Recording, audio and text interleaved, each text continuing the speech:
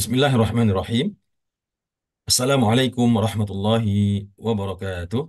Alhamdulillahi rabbil alamin. Wassalatu wassalamu ala sayyidina wa nabina ashrafil anbiya'i wal mursalin wa ala alihi wa ashabihi wa man ittaba'a hudahu ila yaumiddin. Amma ba'd. Bapak-bapak dan ibu-ibu, ikhwan serta akhwat, saudara-saudari sekalian yang dimuliakan dan dirahmati oleh Allah Subhanahu wa taala. Pertama, mari kembali kita bersyukur pada Allah Subhanahu wa taala yang masih senantiasa pada saat ini, pada pagi hari yang penuh berkah ini, melimpahkan nikmat, karunia serta taufik kepada kita semua sehingga kita bisa kembali hadir bersama-sama dalam majlis tadabbur Al-Qur'an yang mulia dan penuh berkah ini. Salam dan salam kita doakan senantiasa semoga dicurahkan, diberikan kepada Nabi kita, Nabi Muhammad sallallahu alaihi wasallam. Demikian juga semoga disampaikan untuk keluarga beliau dan para sahabat beliau ajma'in. Baiklah Bapak dan Ibu rahimakumullah, kita lanjutkan pada pagi hari ini tadabbur Al-Qur'an surah Al-Maidah ayat 96 sampai 103 ya. A'udzubillahi minasyaitonirrajim. Bismillahirrahmanirrahim. Ya, Bapak dan Ibu, sebelumnya kita kembali ke satu ayat yang di belakangnya ya, ayat 95, yaitu Allah berbicara tentang larangan kepada orang-orang yang sedang berihram untuk berburu ya, untuk berburu binatang buruan karena mereka sedang berihram ya. Maka kalau seandainya ada yang melanggar dengan sengaja berburu, maka Allah tetapkan kemarin sudah kita jelaskan berupa denda ya, yaitu untuk berkurban dengan semisal apa hewan yang dia buru. Kalau tidak sanggup, maka dia mempersembahkan kurban ya ke Ka'bah, atau dia membayar kafarat dengan cara berpuasa 10 hari ya lebih kurang, atau dia membebaskan budak ya. Ya, oke, tidak ada membebaskan budak ya. Cukup diganti dengan berpuasa. Maka itulah tuntunan Allah untuk orang-orang yang melanggar berburu di saat berihram, baik untuk haji maupun untuk umrah. Nah, di ayat yang 96 masih berhubungan tentunya dengan larangan Allah untuk berburu ya. Tetapi di sini justru Allah menjelaskan apa yang dihalalkan. Kata Allah, "Uhilla lakum saydul bahri wa ta'amuhu mata'an lakum walisayyarah." Kalau kemarin itu diharamkan adalah berburu binatang-binatang eh, darat ya, dan ya binatang darat, maka di sini uhilla lakum saydul bahri, dihalalkan kepada kalian memakan berburu untuk binatang-binatang laut ya, memancing begitu ya. Ini memang ada beberapa versi penjelasannya. Ada mengatakan yang dilarang di situ, eh, yang kemarin yang dilarang terkait dengan binatang darat adalah baik berburunya, begitu juga memakan hasil buruan tersebut. Nah, itu para sahabat sendiri pada dahulu kala juga berbeda pendapat ya, antara Ali bin Abi Thalib dengan sahabat-sahabat yang lain. Sahabat Ali bin Abi Thalib bahkan beliau tidak mau memakan eh, binatang darat yang disembelih atau didapatkan oleh orang yang tidak berihram sekalipun, karena beliau memahami pada saat berihram itu tidak boleh memakan binatang-binatang yang merupakan binatang-binatang darat ya. Tetapi pendapat yang lebih kuat mengatakan yang tidak boleh dimakan itu adalah pertama berburunya tidak boleh, kemudian juga yang berburunya tidak boleh ya, maaf. Berburu yang tidak boleh, tapi memakan binatang darat yang diburu oleh orang lain yang tidak berihram maka itu dibolehkan. Kemudian terkait dengan ayat yang 96, maka Allah mengatakan uhilla lakum saydul bahri. Adapun yang berkaitan dengan tangkapan-tangkapan laut, maka itu dihalalkan kepada orang yang berihram untuk memakannya. Wa ta'amuhu mata'an lakum walisayyarah.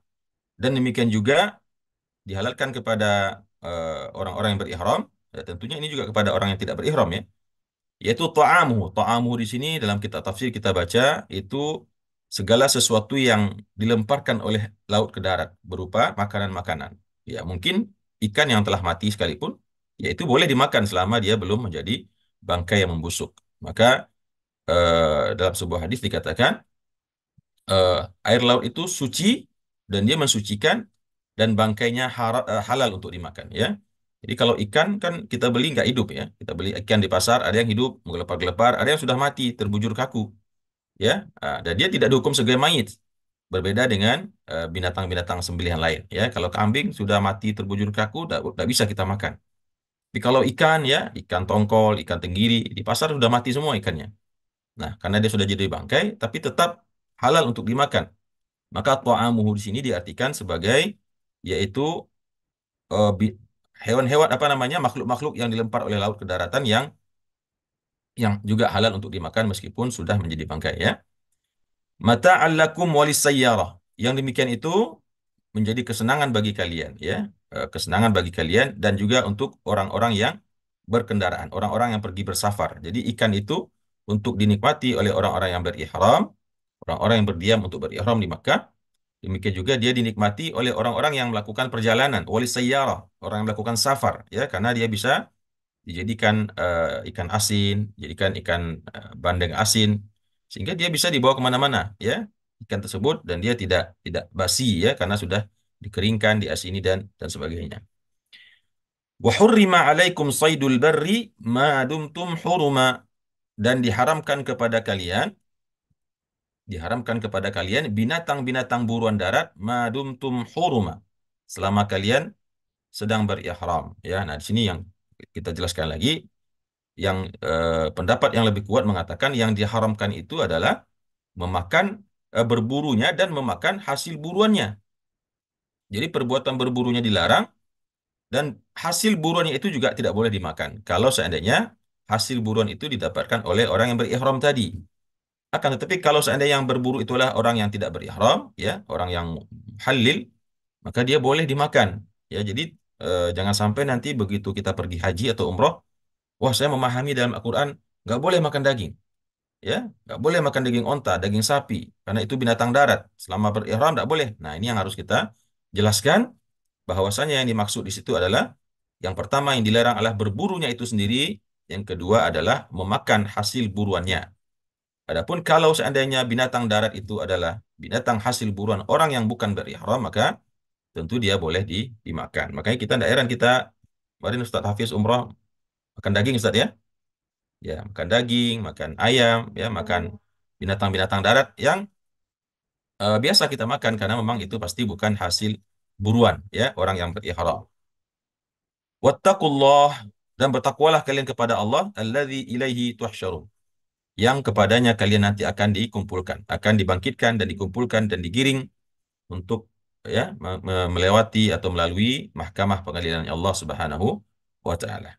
Jadi sekali lagi Bapak Ibu saya jelaskan di sini bahwasanya ayat ini berhubungan dengan penghalalan binatang yang ada di laut ya, mulai dari ikan, tapi tentu ada beberapa yang juga tetap haram ya, seperti buaya. Buaya ada di laut ya. Nah, buaya tentu tidak boleh dimakan. Dia dimakan mungkin kategori binatang buasnya, binatang bertaring. Demikian juga ada binatang yang hidup di dua alam, seperti anjing laut ya. Itu juga menurut ketentuan fikih tidak boleh dimakan. Kemudian juga kapal selam, ya Ustaz Hafiz. Ya, ada yang mengatakan nanti ya itu pun karena dia dari besi katanya. Kalau dia tidak dari besi boleh dimakan. Jadi bukan semua yang di laut itu halal untuk dimakan ya. Kapal selam tentu tidak boleh. Nah, ini yang dimaksud daripada ayat 96 dan eh, yaitu menjelaskan tentang halalnya binatang laut baik bagi orang yang berihram maupun tidak berihram dan begitu juga bangkainya ya. Apa-apa yang dilempar oleh laut tersebut ke darat yang memang masih boleh dalam keadaan kondisi baik, tidak menjadi bangkai yang membusuk. Dan kata Allah diharamkan kepada kita berburu binatang buruan darat dan juga memakan daging hasil buruan daripada binatang darat tersebut madumtum huruma selama kita masih sedang dalam keadaan ihram ya. Dalam keadaan ihram tidak mesti selama musim haji ya. Karena ihram itu kan waktunya pendek, singkat ya. Cuman kalau di umrohnya cuman biasanya itu setengah hari. Kalau di hajinya paling 3 hari ya, atau 2 hari. Setelah itu kita meskipun masih dalam ibadah haji, tapi tidak lagi berihram, maka boleh hukumnya berburu, boleh memakan juga daging buruannya. Ya, kecuali yang ada di kota Makkah tentunya ya. Seperti membunuh burung merpati kemarin sudah kita jelaskan, dilarang itu ya. Kemudian Di ayat yang selanjutnya Allah mengatakan ja'alallahul ka'batal baital harama qiyaman linnas. Allah telah menjadikan Ka'bah itu sebagai rumahnya yang haram, rumahnya yang suci. Rumah haram itu artinya diharamkan di sana untuk membunuh binatang-binatangnya, untuk melakukan hal-hal yang di tempat-tempat yang lain boleh dilakukan, ya. Maka itulah dia dimakan dengan Al-Baitul Haram, atau haram juga berarti suci dalam bahasa Arab, ya. Yaitu rumah yang suci. Allah telah menjadikan Ka'bah itu sebagai Baitul Haram, rumah yang suci, qiyaman linnas, sebagai pusat, ya, sebagai, ada yang mengatakan qiyaman di sini sebagai pusat berkumpulnya manusia, ada yang mengatakan sebagai tempat berlindungnya manusia. Karena dulu orang-orang Arab, ya, jahat apapun kriminalitas yang dia lakukan, maka ketika dia telah berlari masuk ke Masjidil Haram, maka di situ dia tidak bisa diproses karena dia adalah rumah yang aman untuk siapapun, ya. Ya mungkin bisa ditangkap ya, tapi tidak boleh dia di situ disakiti, dibunuh dan lain sebagainya, ya. Nah, dulu kenapa dalam kitab tafsir dijelaskan ada orang yang berjumpa dengan pembunuh ayah kandungnya, pembunuh anak kandungnya di dalam Masjidil Haram, tapi di situ dia tidak mengganggunya. Dia membiarkannya begitu saja karena mereka faham betul kehormatan Masjidil Haram. Maka di sini Allah katakan Allah telah menjadikan Ka'bah yaitu sebagai rumah yang suci, qiyamal linnas, sebagai pusat atau tempat berlindung bagi manusia, tempat menegakkan apa namanya kehormatan manusia, ya. Wasyahrul haram. Demikian juga Allah telah menjadikan bulan-bulan haram untuk dihormati, tidak boleh berperang padanya, ya. Wal hadiah, dan Allah juga mensyariatkan al hadiah, termasuk juga hadiah Syahrul Haram sebagai kiaman tadi, sebagai hal-hal yang disepakati oleh manusia berupa konsensus, ya, konsensus untuk saling menghormati di tanah haram, di Masjidil Haram. Ada konsensus juga kesepakatan untuk saling menghormati di bulan-bulan haram, tidak boleh berperang. Kemudian juga ada konsensus juga untuk menghormati al-hadiah, yaitu binatang kurban yang dipersembahkan oleh orang-orang yang berhaji untuk dipersembahkan untuk dimakan dan ditaruh di Ka'bah, ya. Nah, ini tentu dulu, ya. Sekarang wallahu alam tidak pernah kita dapatkan lagi seperti ini. Walal qalaid, demikian juga Allah telah menjadikan ketentuan qalaid, ya. Ada yang mengatakan qalaid di sini adalah sama dengan al-hadiyah, al-hadiyu, cuman bedanya dia ada kalung-kalungnya. Kalau hadiah biasa dia tidak ada kalung, maka qalaid ini ada kalung. Namun ada juga yang mengatakan qalaid di sini adalah yaitu eh, konsensus kesepakatan di antara sesama orang Arab bahwasanya ketika seseorang pulang dari menunaikan ibadah haji di Makkah, kemudian dia membuat semacam kalung, ya, yang terbuat dari rambut onta, ekor onta begitu dikalungkan di lehernya, yang menandakan bahwasanya dia baru saja pulang menunaikan ibadah haji, dan kalau itu terlihat maka tidak ada satupun daripada manusia atau orang-orang yang ada di Jazirah Arab itu yang boleh menyakiti mereka. Ya, ini konsensus kesepakatan, ya, meskipun mungkin dikata yang lewat itu musuhnya sekalipun. Nah, Allah menjadikan hal-hal seperti ini sebagai qiyaman linnas, sebagai pemersatu manusia, sebagai pusat sebagai kesepakatan manusia, ya, tentunya untuk menciptakan keamanan. Maka kata Allah, "Dzalika lita'lamu", yang demikian itu Allah tetapkan supaya kalian mengetahui annallaha ya'lamu ma fis samawati wa ma fil ard. Kalian yang demikian itu Allah tetapkan terkait dengan kesucian Masjidil Haram, kehormatan bulan-bulan haram, ketentuan yang terkait dengan al-hadyu dan al-qalaid. Yang demikian itu supaya kalian mengetahui bahwasanya Allah Subhanahu wa taala mengetahui apa-apa yang ada di langit, dan demikian juga wa ma fil ard, dan apa-apa yang ada di bumi. Wa annallaha bikulli syai'in alim, dan bahwasanya Allah itu terhadap segala sesuatu maha mengetahui, ya. Jadi tujuan Allah mensyariatkan Ka'bah sebagai Baitul Haram, ya, bulan haram, ya, karena Allah mengetahui apa yang bermanfaat untuk manusia, apa yang bermanfaat untuk manusia, dan Allah Maha tahu semuanya, apa-apa yang disepakati oleh manusia. Allah mengetahui bahkan apa saja yang ada di langit dan apa saja yang ada di bumi, ya, dan apa yang ada di antara keduanya, karena Allah itu Maha mengetahui.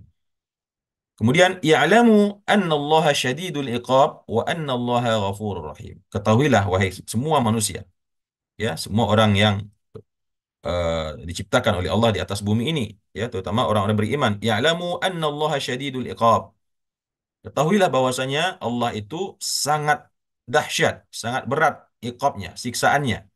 Wa anna Allaha ghafurur rahim. Dan bahwasanya Allah itu juga meskipun dia mengatakan dia sangat berat, sangat pedih siksaannya, tapi sesungguhnya dia juga adalah zat yang maha pengampun dan maha penyayang. Sering kita mendapatkan redaksi ayat seperti ini ya. Ketika Allah mengancam yang membuat kita ketakutan sedemikian rupa, lalu Allah balas langsung dengan sifatnya yang berlawanan dengan kemarahannya. Allah mengatakan Allah maha pengampun lagi maha penyayang. Artinya apa? Kalau kalian tidak mau bertaubat, maka siap-siaplah menunggu azab yang sangat pedih dan sangat berat. Tetapi kalau kalian bertaubat, memohon ampun kepada Allah, dan sadar atas kesalahan yang kalian lakukan, maka sesungguhnya Allah itu maha menerima pengampunan ya, maha memberikan pengampunan, karena dia juga seorang yang maha penyayang, pengasih, lagi maha pengasih ya.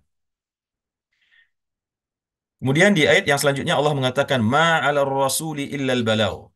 Tidaklah ada atas rasul itu kecuali menyampaikan saja ya. Ma'alar rasuli illal balau. Tidaklah ada kewajiban nabi itu yang dilakukan oleh nabi itu berupa menyampaikan kalam ilahi, ayat-ayat Allah yang mungkin ada yang berkenan di hati kalian, ada yang tidak berkenan di hati kalian. Semua itu dilakukan oleh nabi tersebut illal balau, kecuali hanya untuk menyampaikannya saja, mentabligh saja ya. Bukan eh, nabi yang pertama, bukan nabi yang membuat dan mengarangnya, dan juga nggak urusan nabi. Kalian mau ikut, tidak mau ikut, bagi nabi itu tidak ada masalah sama sekali. Karena memang fungsinya nabi itu hanya menyampaikan, bukan harus diminta pertanggungjawaban berapa orang yang beriman ya. Kenapa kamu tidak membuat manusia semua beriman? Enggak begitu. Allah cuma menugaskan nabinya Nabi Muhammad SAW untuk sampaikan wahyuku, firmanku kepada manusia. Maka silakan beriman yang mau beriman dan kafir siapa yang mau kafir. Karena nabi itu hanya bertugas menyampaikan.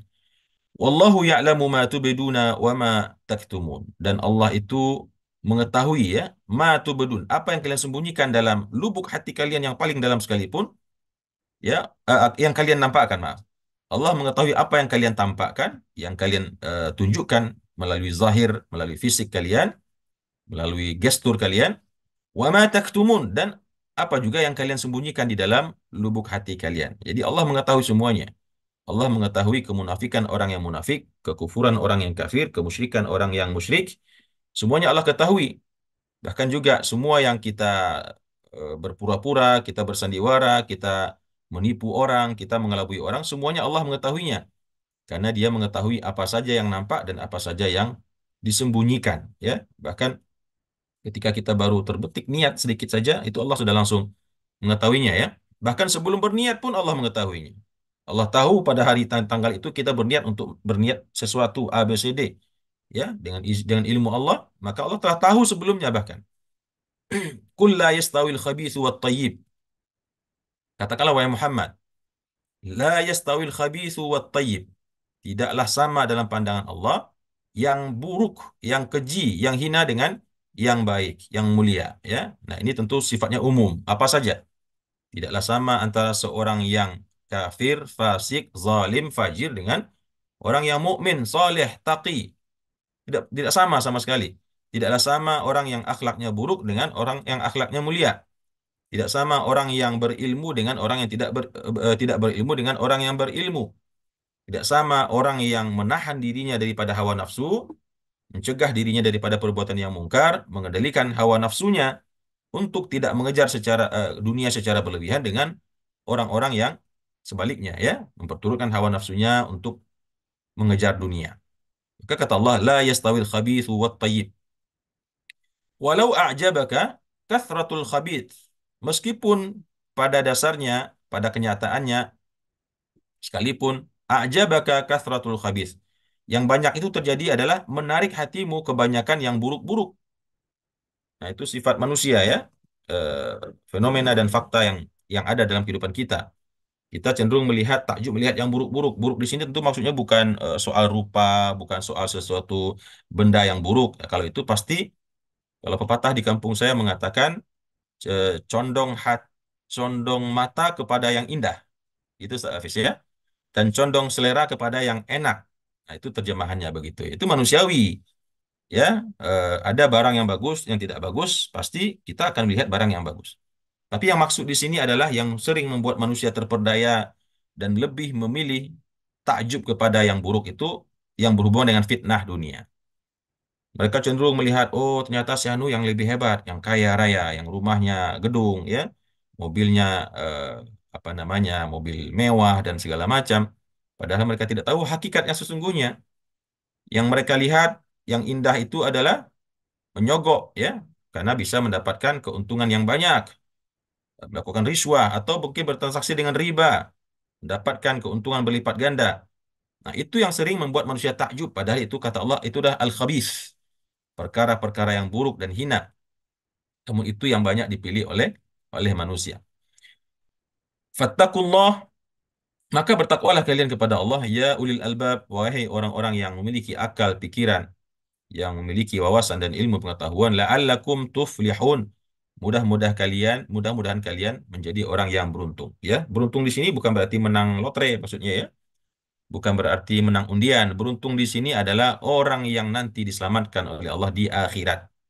Mungkin di dunia dia tidak terlihat menjadi orang beruntung. Mungkin dia tidak kaya, dia tidak jadi orang yang berpangkat, dia tidak menjadi orang yang terhormat. Tapi beruntung yang Allah maksud dalam Al-Quran. Ketika Allah mengatakan tuflihun, muflihun, aflaha, yang semua berarti beruntung, sukses, berhasil, itu adalah dimensinya semua ukhrawi. Meskipun sebagian kecil juga akan dia dapatkan di dunia, ya. Bukan berarti orang yang bertakwa itu hanya akhirat saja yang dia dapat. Di dunia pun dia dapatkan keberuntungan itu. Tapi yang paling besar nanti akan didapatkan di akhirat. La'allakum tuflihun. Mudah-mudahan kalian menjadi orang yang beruntung, mendapatkan surga dan dihindarkan dari siksaan api neraka. Kemudian di ayat yang selanjutnya Allah mengatakan, nah ini penting juga bagi kita, ya, ayat ini. Ya ayyuhalladzina amanu. Ya semuanya penting, ya, bukan saya mengatakan ini saja yang penting. Semuanya penting, tapi ini memang agak agak spesifik. Ya ayyuhalladzina amanu, wahai orang-orang yang beriman, la tas'alu an asya'a. Jangan kalian banyak bertanya tentang segala sesuatu. Apa artinya itu? Suka bertanya, ya, fuduli. Eh, Mestinya dia bertanya satu, dikasih satu, nanyanya 10. Ya, sehingga akhirnya juga dijawab 10 dan dia kelabakan sendiri menghadapi jawaban dari pertanyaannya. Jadi kita eh, memang pepatah mengatakan apa? Malu bertanya, sesat di jalan, ya. Tapi kalau banyak tanya, dalam bahasa kita nyinyir, ya, nyinyir atau apa lagi istilahnya? Selain nyinyir, ya, bawel gitu, ya. Nanya ini, nanya itu, padahal seharusnya yang dia tanyakan itu tadinya tidak harus dia lakukan, tapi karena bertanya terus, akhirnya semua yang dia tanya menimpa dirinya. Dan ini kasus terjadi pada zaman Rasulullah Shallallahu Alaihi Wasallam. Intu bedalakum tasukum. Kalau seandainya yang kalian tanya itu diterangkan kepada kalian dengan gamblang, dengan jelas, yang terjadi kalian akan merasa susah, ya. Nah, ini banyak versi memang asbabun nuzul daripada ayat ini. Ada riwayat yang menceritakan bahwasanya dahulu para sahabat itu, ya, yang baru beriman memang mereka, ya, karena akhlaknya belum terbentuk, itu suka bertanya kepada Rasulullah SAW dengan pertanyaan-pertanyaan yang kadang-kadang membuat Rasulullah SAW gusar begitu, ya. Gusar dalam artian, ya, namanya orang kalau banyak ditanya, kadang orang tersebut capek, dia lagi galau, lagi kalut begitu, ya. Eh, Ya, bukan berarti saya mengatakan Rasulullah itu pribadi yang mudah galau, tidak. Tapi kan beliau seorang pemimpin yang banyak mengurus amanah untuk umatnya, ya. Semua beliau pikirkan. Ketika datang orang bertanya, kalau pertanyaan itu penting, tidak apa-apa. Tapi dalam riwayat dijelaskan, ada orang datang, dia bertanya siapa ayahnya. Ya, dia bertanya kepada siapa, siapa ayah saya Rasulullah. Padahal dia bisa bertanya kepada ibunya, ayah saya siapa bu, gitu kan? Dia bertanya kepada omnya. Nah, bertanya kepada Rasulullah siapa ayahnya. Pertanyaan-pertanyaan sepele yang tidaklah maqam Rasulullah Sallallahu Alaihi Wasallam untuk menjawabnya. Akan tapi Rasulullah dengan sifat beliau yang rahim, ya, yang sangat penyayang, maka beliau menjawabnya meskipun, ya, agak jengkel juga mungkin, ya, tapi dijawab semua oleh Rasulullah SAW. Sehingga suatu hari melihat fenomena ini semakin menjadi-jadi, Rasulullah naik ke mimbar. Beliau mengatakan, ya, jangan kalian banyak bertanya tentang segala sesuatu yang kalau itu tidak penting.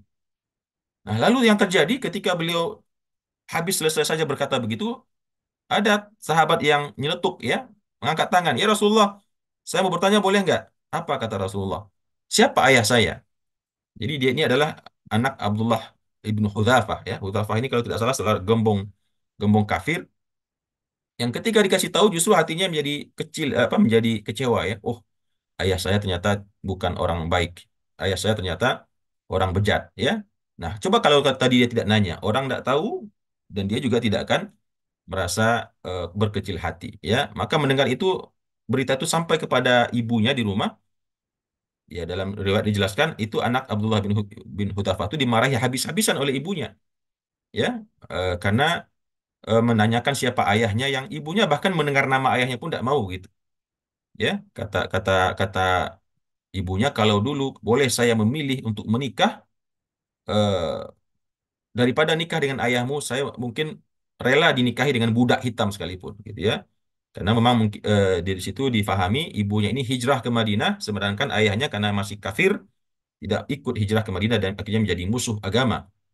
Nah, ini termasuk kasus yang terjadi pada zaman Rasulullah Shallallahu Alaihi Wasallam, ya, dan memerah muka Rasulullah Sallallahu Alaihi Wasallam sampai akhirnya Umar bin Khattab datang memeluk Rasulullah. Di situ disebutnya sampai mencium lututnya, mengatakan radhina billahi robba, ya, kami ridho dengan Allah dan radhina dengan Rasulnya begitu ya. Tidak mau lagi bertanya, "Ya Rasulullah, maafkan kami."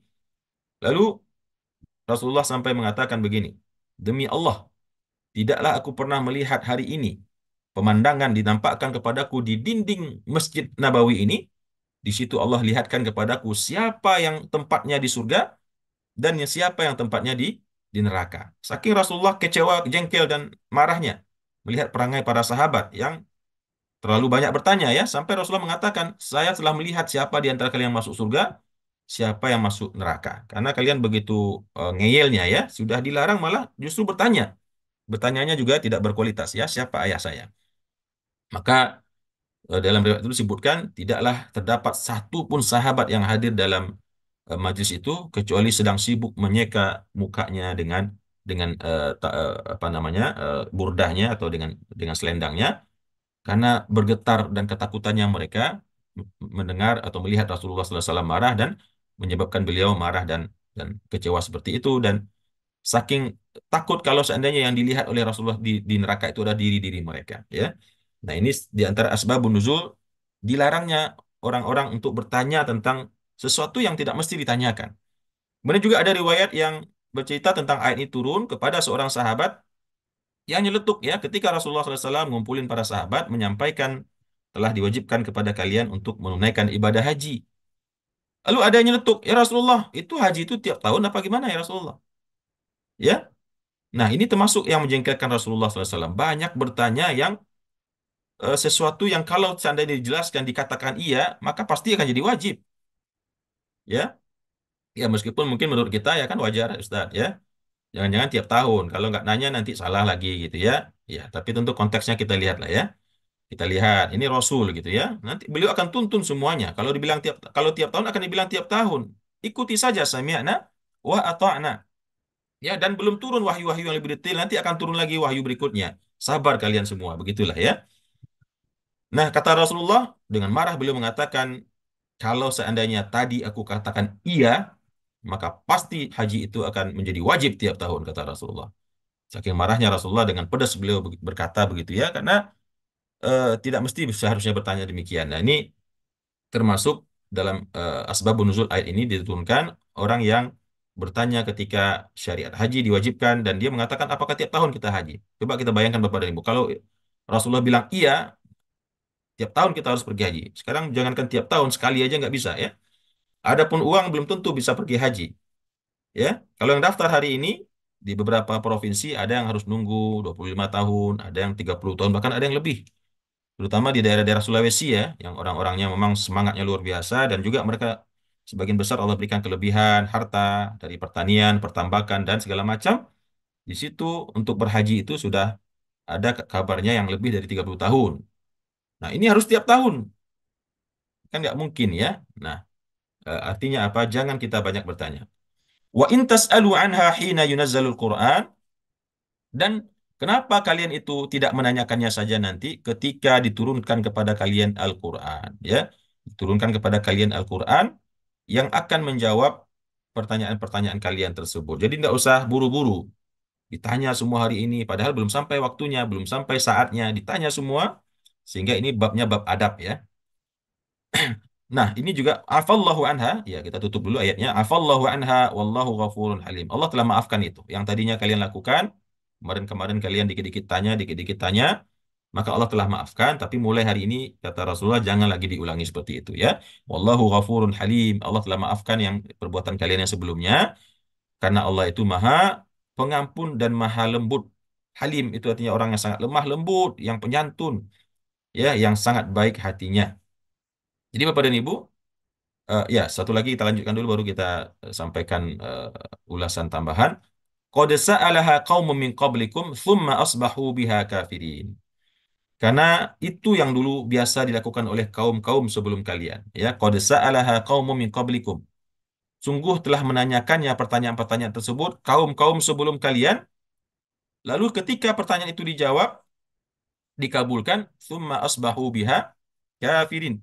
Lalu mereka dengannya malah kafir. Contoh umat Nabi Musa ya. Meminta kepada Nabi Musa untuk melihat Allah, begitu baru mukaddimahnya saja diberikan oleh Allah, mati semua, bergelimpangan. Ya, demikian juga umat Nabi Saleh, ya, minta diturunkan onta, begitu onta dikasih malah ontanya disembelih. Ya, nah ini tentu sebuah kemungkaran dan maksiat.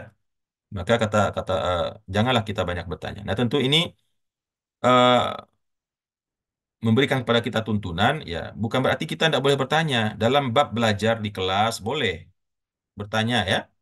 Boleh bertanya, sebanyak-banyaknya kita bertanya, biar kita paham. Tapi dalam konteks kehidupan kita sehari-hari, kadang-kadang banyak tanya itu ngerepotin kita, betul tidak?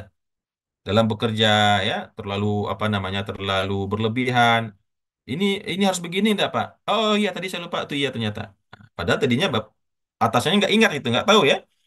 Harusnya dia cuma harus melakukan satu tugas, malah dapat tiga tugas, lima tugas, karena kecenderungan suka bertanya yang bukan karena kebodohan, tapi ya Allah alam, tingkatnya mungkin pengen nunjukin paham, care, ngerti ya, tapi yang terjadi adalah malah repot sendiri akhirnya. Nah ini mungkin mudah-mudahan difahami yang saya maksud. Jangan banyak bertanya ya, yang ya juga konteksnya dengan nanya-nanya sesuatu yang tidak pada tempatnya ya. Itu kapan ya lihat ya biasalah mungkin ya terutama ibu-ibu ya. Nanya-nanya itu siapa ya? Dia orang mana ya? Kemarin itu kenapa begitu ya? Ya, saya nggak tahu tuh ya. Ya, banyak tanya-tanya sehingga akhirnya menjadi ke arah pergunjingan, ghibah ya dari nanya-nanya tersebut. Dan hadis mengatakan min husni islamil mar'i tarkuhu ma la ya'nih. Di antara pemahamannya juga tidak suka ikut campur urusan orang lain ya. Mauzubillah. Kemudian yang terakhir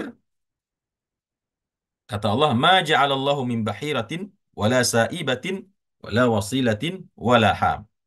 Ya, Allah tidak pernah menjadikan syariat dalam bentuk apa namanya? Sebentar, dalam bentuk eh, bahirah.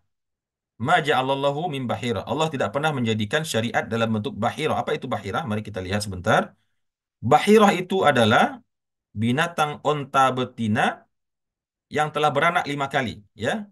Dan kelima-lima anaknya itu jantan. Maka ketika seekor onta betina telah melahirkan anak onta 5 kali dan kelima-limanya itu adalah jantan, maka kepercayaan orang-orang Arab jahiliyah pada waktu dulu, onta tersebut dibebas tugaskan dengan cara telinganya dibelah, dibelah dua. Nah, itulah dia menjadi bahirah akhirnya, karena telah berhasil melahirkan 5 generasi onta jantan. Nah, itu disebut dengan bahira, ya, sesuatu yang aneh ya. Tapi yang namanya keyakinan kepercayaan begitu ya. Kemudian yang kedua wala saibah. Saibah itu artinya adalah unta betina yang dibiarkan bebas karena suatu nazar ya. Ada kebiasaan masyarakat Arab jahiliyah kalau mereka pergi bepergian jauh dan pulang dalam keadaan selamat, mereka biasanya bernazar. Kalau seandainya nanti saya pergi jauh dan pulang dalam keadaan selamat, saya akan melakukan yang disebut dengan saibah, yaitu membiarkan seekor unta betina menjadi bebas ya. Nah, ini tentu juga nggak ada urusan dengan Allah ya. Allah nggak pernah bikin-bikin syariat baik bahira walaupun saibah. Demikian juga wala wasilah. Apa itu wasilah? Wasilah itu urusnya dengan domba sekarang ya. Seekor domba betina yang melahirkan anak kembar, kembarnya tapi sepasang, laki perempuan atau betina dan jantan. Maka yang jantannya tersebut yang disebut dengan wasilah, ya. Nah, yang wasilah ini yang dipersembahkan kepada berhala mereka, Latta, Manata, dan Uzza. Jadi, kalau ada unta betina hamil dan lahir anaknya kembar, ya, satu jantan, satu betina, diambil yang jantan untuk dipersembahkan ke berhala-berhala mereka. Ini yang dimaksud dengan wasilah. Kemudian yang keempat yaitu ham, ya. Ham eh, apa ham ini ya? Yaitu unta jantan yang tidak boleh diganggu lagi karena telah membuahi unta betina 10 kali. Nah, ini lain lagi ya. Kalau tadi dua di atas unta betina, sekarang unta jantan yang telah berhasil membuahi unta betina 10 kali. Jadi dia produktif ya. Produktivitasnya tinggi, telah berhasil menghamili unta betina 10 kali, maka dia dibebas tugaskan, dibiarkan liar dan tidak boleh ada yang menyentuhnya. Nah, ini tentu hal-hal yang tidak ada hubungan dengan syariat Islam, hanya bikin-bikinannya orang-orang musyrikin, orang-orang musyrik. Maka Allah tidak pernah membuat yang demikian, kata Allah. Wa aktsaruhum la yaqilun. Dan kebanyakan daripada orang-orang musyrik itu tidak berpikir ya, tidak menggunakan akalnya. Karena banyak ritual-ritual yang mereka buat itu nggak make sense begitu ya. Berbeda dengan syariat-syariat Islam yang Allah tetapkan semua ada hikmahnya dengan kehidupan manusia. Berbeda dengan syariat-syariat agama lain ya. Ya memang kita lihat kalau syariat agama lain aneh-aneh ya. Terutama agama-agama yang ada di daratan India sana ya. Ada yang membakar jasad orang yang meninggal, ada yang eh, menyembah tikus ya, ada yang menyembah ular ya. Eh, nggak masuk di kepala kita ya. Allah alam itulah namanya keyakinan memang susah ya. Kalau sudah yakin ya sama dengan cinta ya, Ustaz Hafiz ya. Kalau cinta sudah melekat, apa sambungannya? Ya, eh, tai kambing pun rasa coklat begitu ya. Mohon maaf atas ungkapan saya mungkin tidak pada tempatnya, tapi begitulah kalau sudah berhubungan dengan perasaan, keyakinan, baik itu keyakinan dalam bentuk akidah, begitu juga rasa cinta tadi, maka sudah tidak bisa dilogiskan ya. Baik Bapak dan Ibu rahimakumullah, demikian yang bisa saya sampaikan. Barangkali banyak yang luput ya, tapi kita berusaha mentadaburi ya, karena memang beberapa daripada Al-Quran ini sudah nggak eh, eh, kita lihat lagi dalam kehidupan kita hari ini. Meskipun sebagian hukumnya berlaku, sebagian tinggal cerita dan kita ambil hikmahnya saja, begitu ya. Jadi tetap penting kita mentadaburi ayat-ayat yang menurut kita mungkin tidak ada korelasinya lagi dengan kehidupan kita saat ini, tapi dengan apa yang kita baca itu, kita tentu mengerti historinya, mengetahui sejarahnya, dan kadang-kadang sejarah itu berulang ya. Hikmahnya yang berulang ya. Kalau peristiwanya boleh bermacam-macam, tapi hikmahnya, mauizahnya yang berulang. Itu mungkin yang bisa saya sampaikan.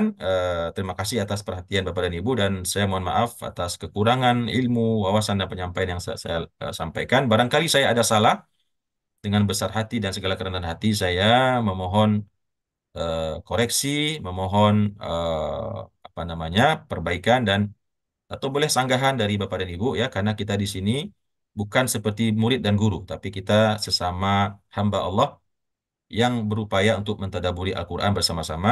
Adapun saya cuman mungkin memandunya saja ya.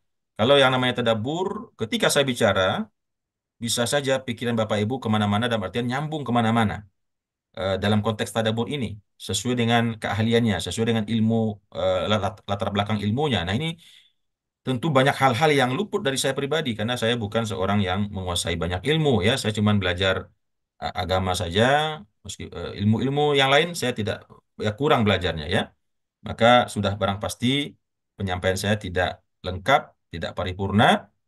Maka kita juga memohon kepada Bapak dan Ibu kalau merasakan sesuatu yang mungkin bisa bermanfaat untuk kita disampaikan saja ya. Eh, tapi tetap kita pandu ya karena kadang-kadang kita tidak bisa juga bebas memperturutkan akal kita ini di dalam memahami ayat-ayat Al-Quran karena dia ada koridor-koridor juga yang harus diperhatikan ya. Yang utama dalam mentafsirkan Al-Quran itu adalah tafsir Quran bil Quran ya. Kita kalau ada ayat yang mentafsirkan Al-Quran itu kita tidak boleh dulu ikutin akal kita, terawangan kita atau pikiran kita atau nalar kita. Kalau ada hadis yang menjelaskannya, maka kita imani dulu yang menurut hadis. Kalau tidak ada, baru kita boleh menerawang atau mentafsirkan, mentakwilkan dengan yang lain-lain. Itu pun masih banyak perkataan sahabat, perkataan tabi'in, perkataan ulama dan seterusnya. Itu kalau tafsir tentunya. Tapi kalau tadabbur yang sudah kita ketahui maksudnya dari Al-Quran dan hadis, nah kita pun juga masih boleh menambah penghayatan kita dengan menghubung-hubungkannya dengan berbagai macam ilmu dan fakta realita yang ada. Demikian, terima kasih. Hadanallahu wa iyyakum ajma'in. Wassalamualaikum warahmatullahi wabarakatuh.